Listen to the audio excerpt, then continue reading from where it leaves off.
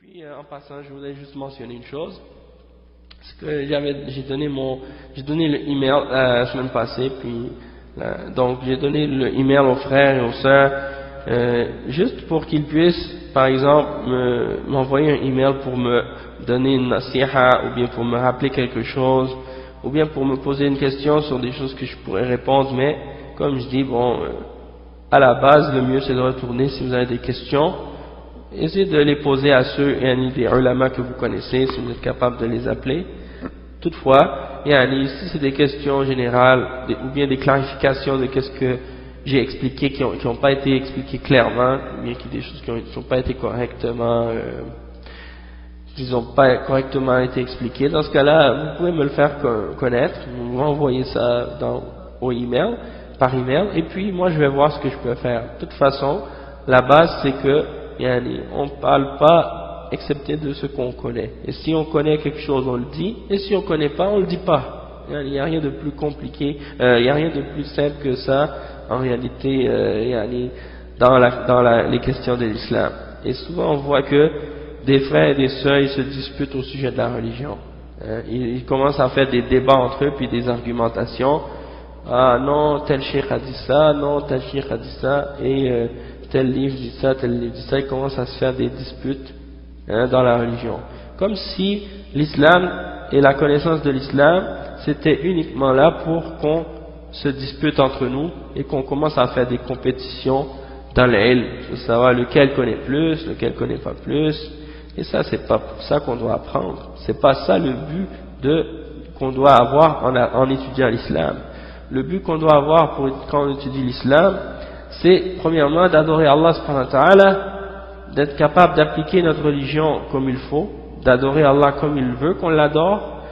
Donc premièrement c'est l'ikhlas, d'avoir la sincérité en Allah subhanahu wa ta'ala, d'apprendre notre religion pour lui. Et deuxièmement, pour essayer aussi de clarifier si c'est possible, d'enseigner aux autres si c'est possible. Et puis, bien entendu, il faut éviter toute dispute et différence dans la religion. Si quelqu'un n'est pas d'accord avec nous sur quelque chose de la religion, eh bien, on retourne aux ulama, on retourne aux explications des ulama, et bien entendu, on va essayer de trouver la compréhension de qu'est-ce qu'on n'a pas compris ou pour quelle raison on n'est pas d'accord. D'accord? Mais il y a des gens, qui prennent la religion comme un sujet de dispute et comme un sujet de débat, et qui veulent disputer chaque point et débattre chaque point, et ça c'est mauvais, c'est pas correct. Ça amène la division, ça amène les problèmes entre nous. C'est pas comme ça la religion. Le but c'est de comprendre et clarifier. Et si on regarde les ulama entre eux, comment ils agissent, quand deux parmi les ulama ont deux positions différentes, comment ils agissent entre eux, Est-ce qu'ils vont agir comme nous on agit entre nous, alors que eux ce sont des ulama, on voit leur comportement lorsqu'ils ont un désaccord. Et là moi bien entendu je parle entre salafis, c'est-à-dire un salafi avec un autre. Bien entendu si ce sont des gens de bid'ah et qu'ils rejettent des choses établies dans la sunna, ou bien qu'ils refusent d'établir des choses qui sont claires dans la sunna après avoir eu la connaissance, ou bien qu'ils veulent pratiquer des choses qui sont contraires à la sunna, eh bien pour eux, ça c'est autre chose. On n'a pas à débattre avec eux non plus. On leur établit la preuve et puis on les laisse. On ne rentre pas dans des débats et des discussions avec des gens qui ne veulent pas accepter la vérité. Donc on clarifie les choses, on donne le hadith, on donne le dalil, et puis c'est fini. On ne rentre pas dans des débats. Et eux, ils vont entrer dans les shubuhat et tout ça, donc ça vaut même pas la peine. Ça vaut même pas la peine de perdre notre temps si la personne est obstinée. D'accord? Donc ça c'est un rappel. Et comme je vous dis, moi je suis un petit talib minime, petit, tout minuscule, comme on dit. Et puis c'est ça ce qui se passe, la réalité de nous les frères qu'on a étudié à Médine.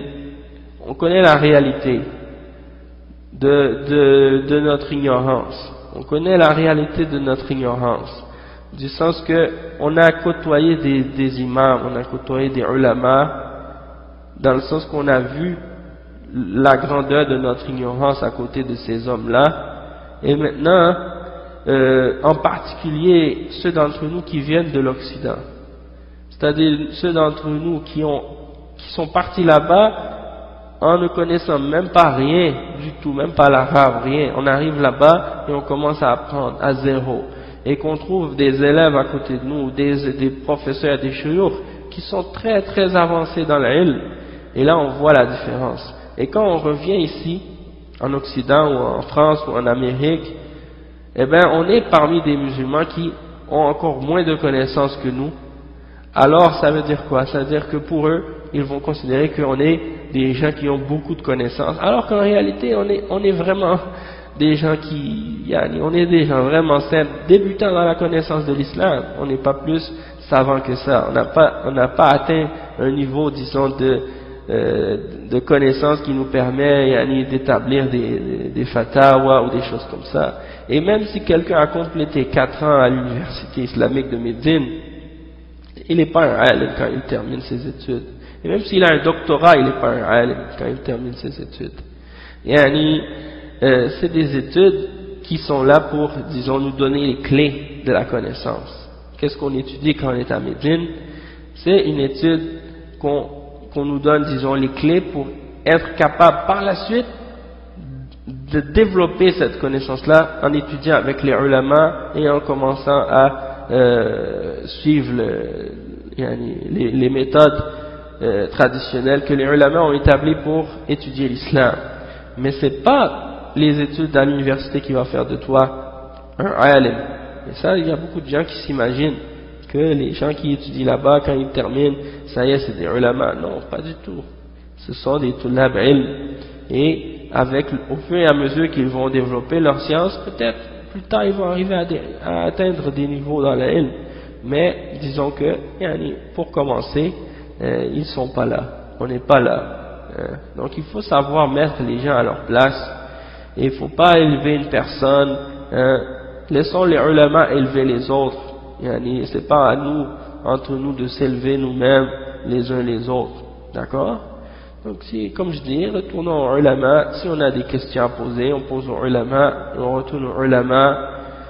Et bien sûr, il y a des questions que les tulab ilm, on a tous étudié des choses de base, disons des choses que tout le monde est supposé savoir, mais quand même, toujours retourner ahlul ilm, l'ulama, et nous on est juste, disons, des gens qui on essaie de faire diffuser une connaissance, de faire circuler la connaissance de l'islam autour de nous, parce que actuellement c'est l'ignorance qui est diffusée, c'est le jahl, et parfois même le jahl al-murakkab, c'est-à-dire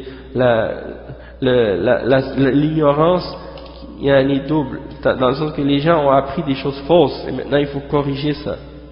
Donc ça demande beaucoup de temps, beaucoup d'efforts. Et ça c'est juste un rappel que je voulais vous faire, parce que, bon, on sait qu'il y a eu plein d'exemples de gens qui ont dépassé la limite parfois dans ce sujet-là. Donc on essaie de nous rappeler que on est des débutants, on essaie de commencer à apprendre un peu quelque chose de notre religion. Donc en premier étudier l'arabe, commencer à essayer de faire des efforts pour apprendre votre langue arabe, parce que c'est très important. Et puis par la suite, si vous êtes capable d'étudier des choses de base, le usul al-thalatha, kitab al-tawhid, des choses de base, les hadiths, arba'un nawawiyya, des choses comme ça, et là vous montez, vous construisez là-dessus. Coran, hifzul Coran, ça c'est fondamental, maîtriser le Coran, parce que des fois on néglige ça, et en particulier les salafis doivent maîtriser ça plus que les autres. Et ça, des fois, c'est des choses que les gens de bid'a utilisent contre nous. Parfois, parce qu'ils disent, écoutez, vous les salafis, vous parlez là, mais vous connaissez rien. Vous savez même pas le Coran, vous savez même pas l'arabe. Et puis vous parlez comme si vous critiquez les ulama, vous critiquez ci, vous critiquez ça. Souvent, on entend cette shubha. Parce qu'ils s'imaginent, eux, que parce que certains connaissent pas l'arabe, ils peuvent pas comprendre la réalité du manhaj des salafs. D'accord? Non, c'est pas nécessaire que tu peux pas, même si tu connais pas l'arabe parfaitement ou que tu connais pas l'arabe, que tu peux pas savoir la réalité entre la bid'a et la sunna. Ça, c'est pas une excuse. Mais c'est vrai que en tant que personne qui représente ou qui essaie de suivre la da'wa salafiyya, on doit donner l'exemple en ce qui concerne le ilm. parce que cette da'wa, elle est basée sur le ilm. Donc si tu n'as pas d'ilm, yani tu représentes mal, hein, tu donnes une mauvaise représentation de cette da'wa. Alors il faut faire des efforts pour concentrez-vous sur le Coran, sur les hadiths, hein, sur la langue arabe. Vous commencez avec ça et je vous dis vous allez être occupé pour passer vos temps libres et le temps qu'on a à gaspiller là, eh bien laissez-moi vous dire vous n'allez pas avoir de temps à gaspiller. On a tellement de choses à apprendre et on ne devait même pas avoir du temps à perdre dans des débats et des disputes entre nous. Ça là c'est fondamental, hein. Et puis de connaître notre manhaj, hein, et de retourner aux paroles des ulama, ça c'est fondamental également. Donc je vais vous laisser avec ça comme une nasiha générale.